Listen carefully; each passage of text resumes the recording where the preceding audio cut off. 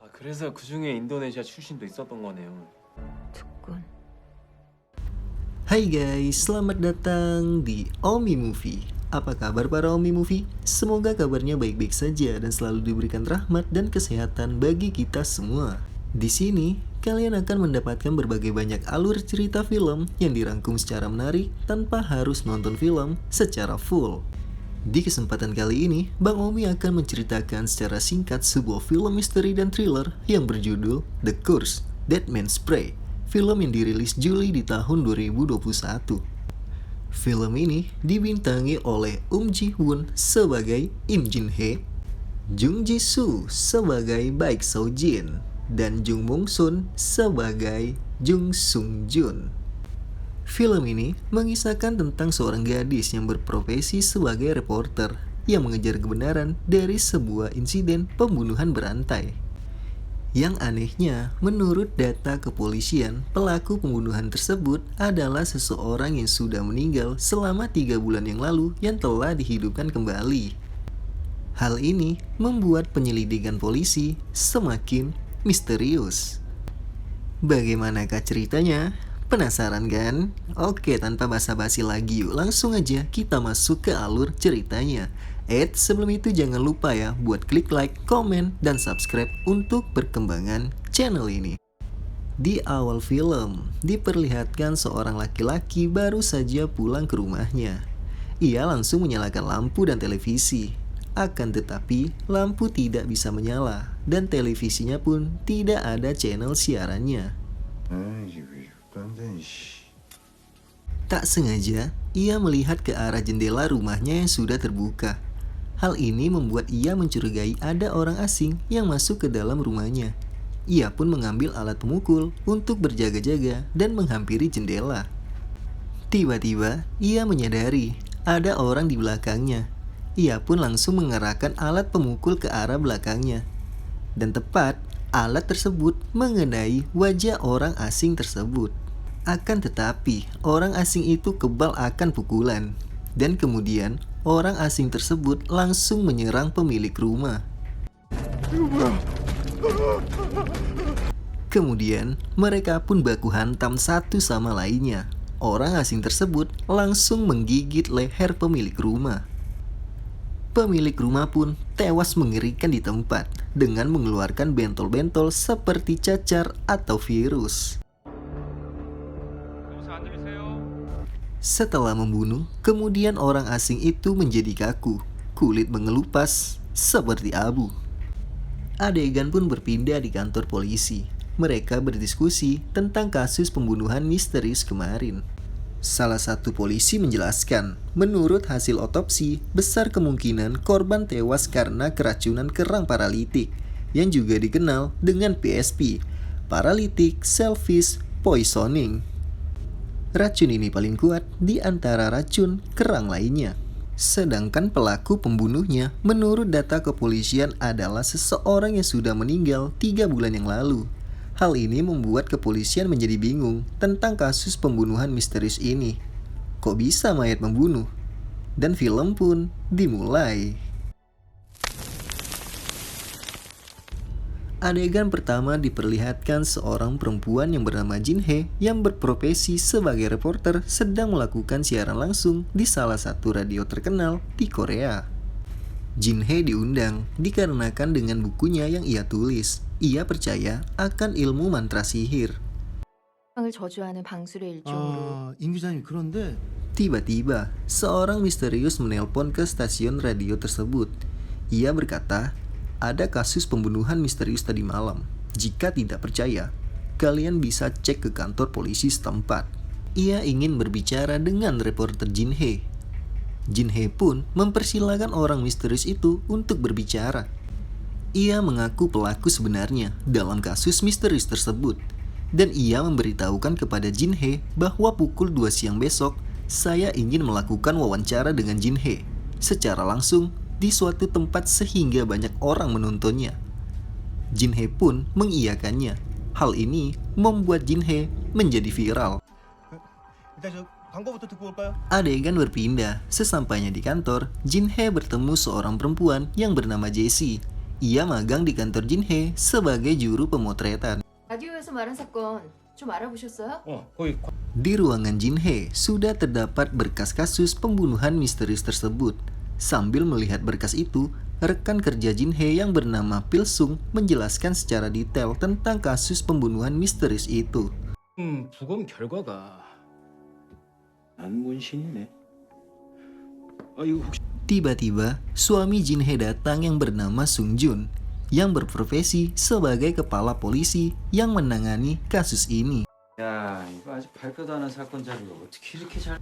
Sung Jun berkata kepada Jin Hee, jangan melakukan wawancara besok, dikarenakan Sung Jun khawatir akan keselamatan istrinya. 근데 전화한 사람이 진짜 범인이라고 진짜?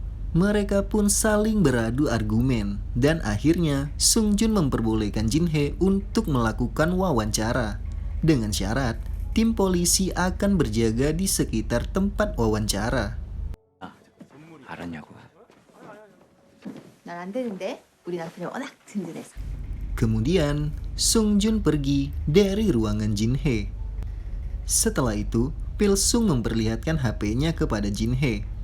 Jin Hee melihat video dengan serius adegan ritual seorang perempuan penyihir yang disebut Zhao Nao di Jepang.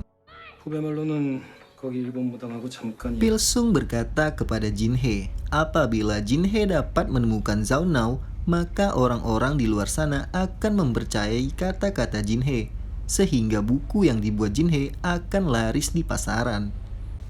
Suatu malam di tempat kafe, Jin Hee teringat masa lalunya akan adiknya yang bernama Zhao Nao. Adiknya mempunyai kekuatan sihir. Ia menggunakan sihir tersebut dengan kebaikan. Adiknya berkata kepada Jin Hee, ia telah membunuh seorang penyihir jahat dikarenakan orang itu adalah iblis yang menggunakan mantra untuk membangunkan dan mengontrol orang yang telah meninggal. Sekarang Jin Hee tidak tahu keberadaan Zhao Nao. Tiba-tiba, zombie mayat hidup menyerang Jin Hee dari belakang.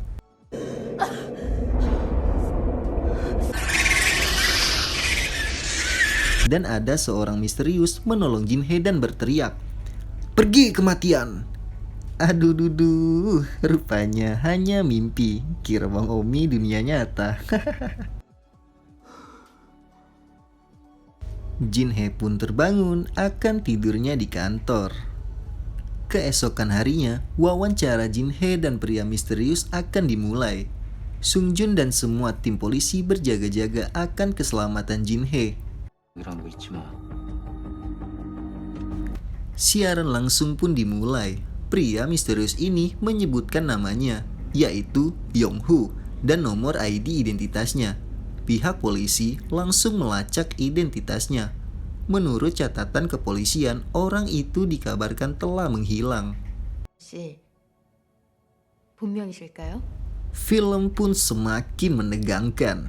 Yong-Hu mengaku seorang penyihir yang menggunakan mantra untuk membangunkan dan mengontrol orang yang telah meninggal. 금방 믿게 될 겁니다. 네? Ia juga mengaku pelaku pembunuhan misterius sebelumnya. Jin Hee berkata kepada Yong-Hu, hal ini sulit dipercaya. Bagaimana bisa? Mayat bisa membunuh? Yong-Hu menjawab akan aku segera buktikan. Yong-Hu menjelaskan bahwa ada 3 pembunuhan lagi yang akan terjadi, yaitu yang pertama, 2 hari kemudian, jam 2 siang, saya akan membunuh Direktur Kim Min Seok dari perusahaan obat Seongri Pharmaceutical. Yang kedua, 2 hari kemudian lagi, jam 2 siang, saya akan membunuh Lee Sang-ren yang merupakan CEO perusahaan Seongri Pharmaceutical. Yang ketiga, 2 hari kemudian lagi, jam 2 siang, saya akan membunuh ketua Seongri dari perusahaan Pharmaceutical Bian Seongri. Yong-Hu berkata, cara menghentikan pembunuhan tersebut cukup sederhana, dengan cara ketua Bian Seng-hil harus meminta maaf dengan tulus dan bersungguh-sungguh atas perbuatannya secara live di televisi dengan bantuan reporter Jin Hee. 다른 방식의 사과는 소용없습니다.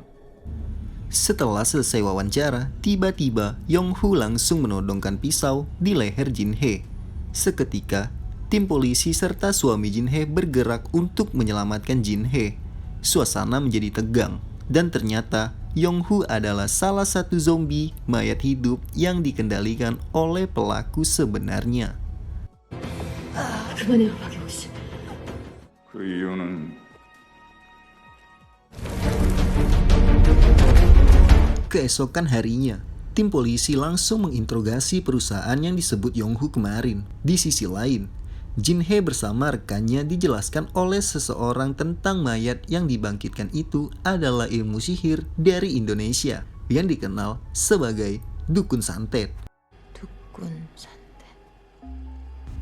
Adegan pun berpindah. Salah satu rekan Jin-hye sedang menelpon Jin-hye.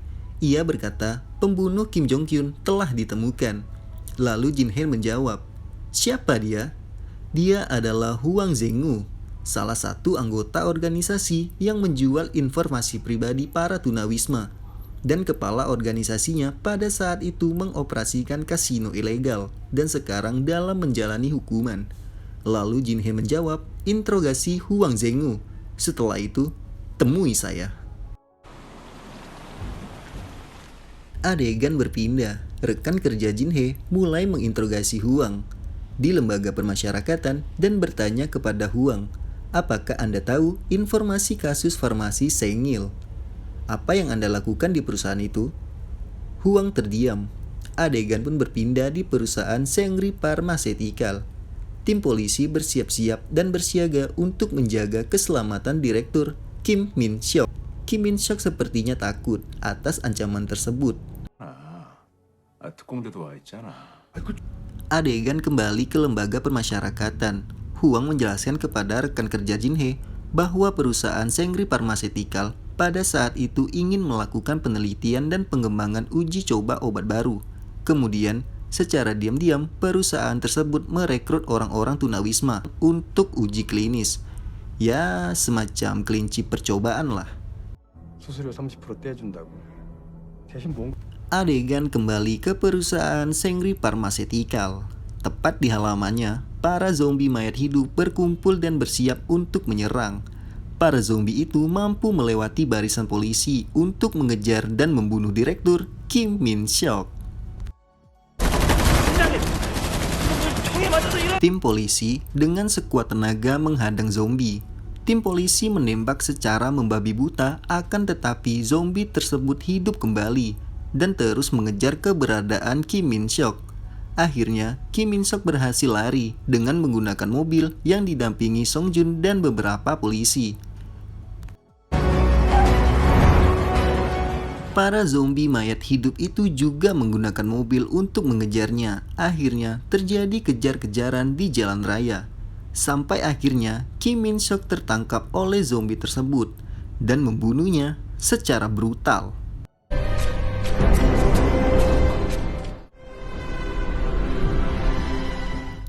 Tapi sayang, Sung Joon terkena besetan zombie di tangannya, membuat Sung Joon terjatuh dan pingsan.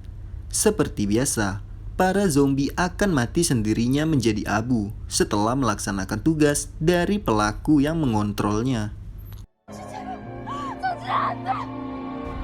Malam harinya, Lee Sang-ren menemui ketua Sengri. Di rumahnya memberitahukan bahwa Direktur Kim Min-seok tewas. Lee Sang-ren menyuruh ketua Sengri untuk meminta maaf secepatnya ke media atas apa yang dilakukan agar pembunuhan tidak terjadi lagi. Akan tetapi, ketua Sengri tetap belum mau untuk meminta maaf atas kesalahan di masa lampau. Lee Sang-ren kesal dan langsung pergi dari rumah ketua Sengri. Di sisi lain, Jin-hye dan beberapa rekan kerjanya saling berdiskusi tentang apa yang terjadi. Dan salah satu rekannya teringat akan interogasi Hwang di LP. Hwang berkata bahwa sebulan yang lalu, seorang pria Asia Tenggara datang ke kantor kami untuk mencari anaknya yang hilang. Dikarenakan anaknya kerja di perusahaan tersebut. Pria itu berpakaian aneh seperti pendeta. Tiba-tiba, Lee Sang-ren datang menemui Jin-hye untuk memberikan kesaksian atas apa yang perusahaan lakukan di masa lalu. Lee berkata kepada Jin-hye bahwa perusahaan merekrut tunawisma secara ilegal untuk melakukan uji klinis, pengembangan, dan produksi racun kerang. Jadi orang-orang yang akan dibunuh ini adalah orang-orang yang menyetujui uji klinis tersebut. Jin-hee berkata kepada Lee, apakah ada orang Indonesia yang berpartisipasi dalam proyek ini? Lee menjawab, ia tidak tahu persis apakah ada atau tidak. Namun Lee membawa berkas-berkas yang terkait dalam kasus ini, termasuk data-data orang-orang yang berpartisipasi uji klinis ini. Lee meminta maaf kepada Jin-hee dan akan bertanggung jawab atas semua yang terjadi.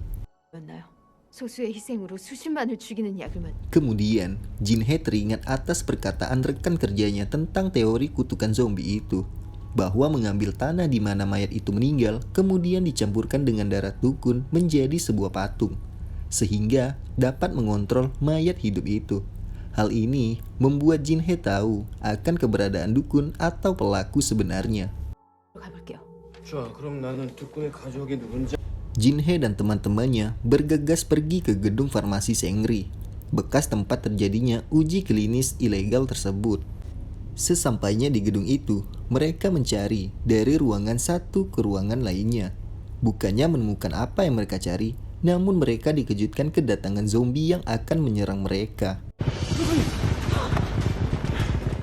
Mereka pun lari dengan cepat. Akhirnya, Jin-hee pun tertangkap oleh zombie itu dan mencekiknya. Tiba-tiba, ada seorang gadis misterius menolong Jin-hee. Dan ternyata, gadis itu adalah Zaunao, adiknya Jin-hee. Ia mempunyai kekuatan spiritual dan sihir yang dapat membunuh zombie tersebut. Zombie itu terus mengejar mereka. Sampai di suatu ruangan, Zaunao membuat mantra simbol hilang dari pandangan zombie itu. Kemudian, Zaunao keluar dari persembunyian dan menghajar zombie mayat hidup itu satu persatu. Dan akhirnya, mereka pun selamat. Hari pun mulai pagi. Zaunao bercerita kepada Jin-hee bahwa ia pergi ke tempat-tempat yang dapat menghentikan roh-roh jahat yang merasuki dirinya. Awalnya di Jepang. Kemudian ia pergi ke kuil Cina. Meskipun Zaunao tidak dapat menemukan cara menghentikan roh-roh jahat itu, tetapi Zaunao dapat mengendalikan tubuhnya sendiri dari roh jahat itu. 그렇게 최대한 거기 머물면서 Suatu ketika, Zaunao mendapatkan wangsit kalau kakaknya Jin-hee dalam bahaya, sehingga Zaunao memutuskan untuk menemui kakaknya. 절대로 Tiba-tiba, rekan kerja Jin-hee menghampiri mereka untuk memberitahukan bahwa Lee Sang-ren tewas bunuh diri di kantornya. Adegan berpindah di kantor Lee. Lee sudah terbujur kaku di dalam ruangannya dengan cara meminum racun. Sedangkan putri dari ketua Sengri terdiam melihat Lee yang sudah tewas dari kejauhan. Tak lama dari kejadian itu, Jin-hee mendapat telepon dari rekan kerjanya bahwa ketua Sengri ingin wawancara secara live dan meminta maaf atas semua apa yang terjadi. 언니, 전 여기 남아서 조사 좀 해볼게요. Kemudian, Zaunao dan rekan kerja Jin-hee menuju suatu ruangan yang terdapat simbol tato yang bertuliskan tidak ada. Namun, Zhao dengan tangannya menghapus tulisan tidak ada.